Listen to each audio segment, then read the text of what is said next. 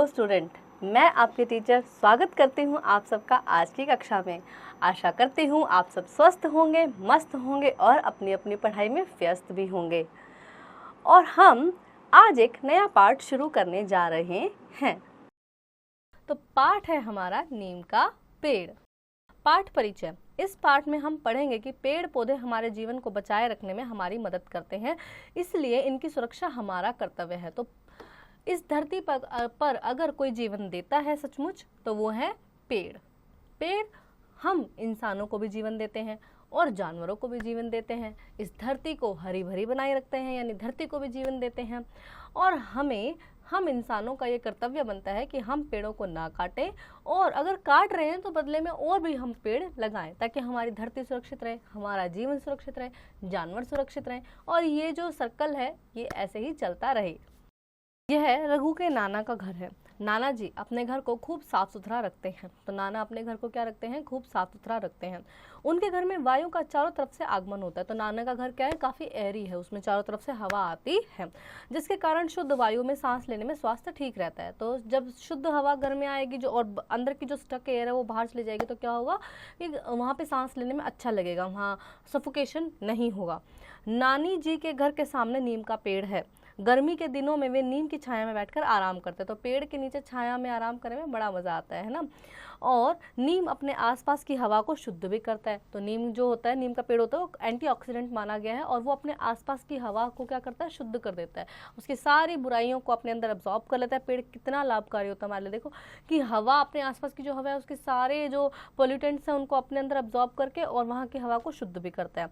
उनके पास गाँव के दूसरे लोग भी आ जाते हैं, और बच्चों को भी नीम की छाया में खेलना बहुत अच्छा लगता है। तो बच्चे भी खेलते हैं और लोग भी वहाँ पे दिन में बैठ जाते हैं गर्मियों में, है ना।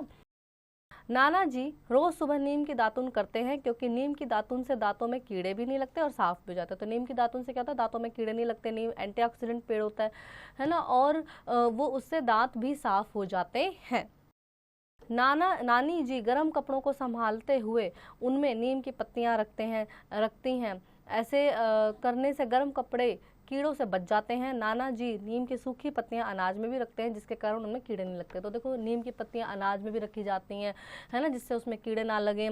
और जो कपड़े होते हैं, गर्म कपड़े होते हैं, उनमें भी क्या होता है कि नीम की पत्तियां रख दी जाती हैं, जिससे कि उनमें कीड़े ना लगे, क्योंकि जल्दी वुलन होता है तो वुलन में जल्दी से कीड़े लग जाते हैं। बरसात के दिनों में नाना जी नीम की सूखी पत्तियों को जलाकर उसके धुएं से मच्छर भगाते हैं। मच्छर आ जाते हैं तो नीम की पत्तियां जलाने से, सूखी पत्तियां जो होती हैं उनको जलाने से मच्छर भी भाग जाते हैं।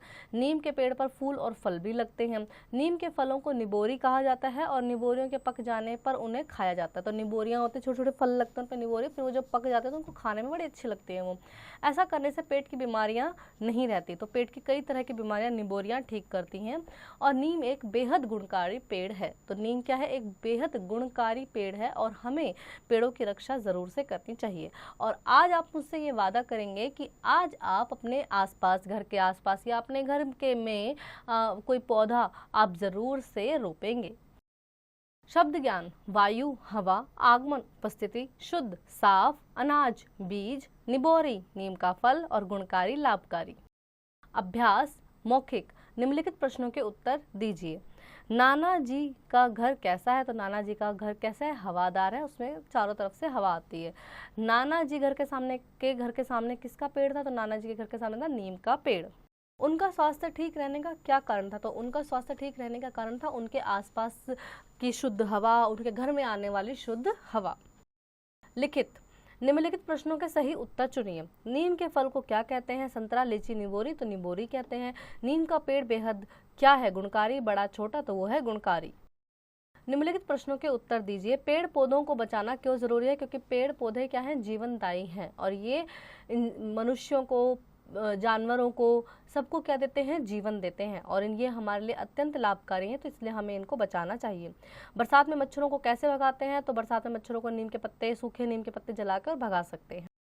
मूल्य आधारित प्रश्न। पेड़ पौधों को बचाने के 2 तरीके लिखे। तो पेड़ पौधों को हम ना काटें, और हम ज़्यादा पेड़ पौधे लगाएं तो पेड़ पौधे बच जाएंगे। भाषा ज्ञान। एक दूसरे का उल्टा अर्थ बताने वाले शब्दों को विलोम शब्द कहते हैं, जैसे हंसना, रोना, आधा, पूरा आदि। तो जो विलोम शब्द होते हैं वो एक दूसरे के बिल्कुल उल्टे होते हैं। खालिस्तान में उल्टे अर्थ वाले शब्द चुनकर लिखिए। तो यहाँ पे हमें उल्टे शब्द लिखकर जो दिए हैं उन शब्दों के उल्टे शब्द चुनकर और लिखने हैं। जैसे गर्मी, अधिक, जीत, पक्का, नीचे, दुख।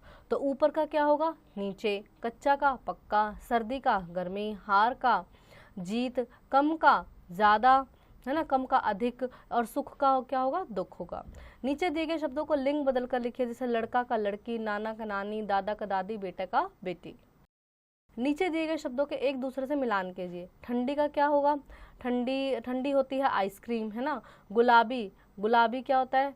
गुलाबी होता है फूल, और सुंदर होती है लड़की, और ऊंचे होते हैं पहाड़। इस तरह से आप इनका मिलान करेंगे।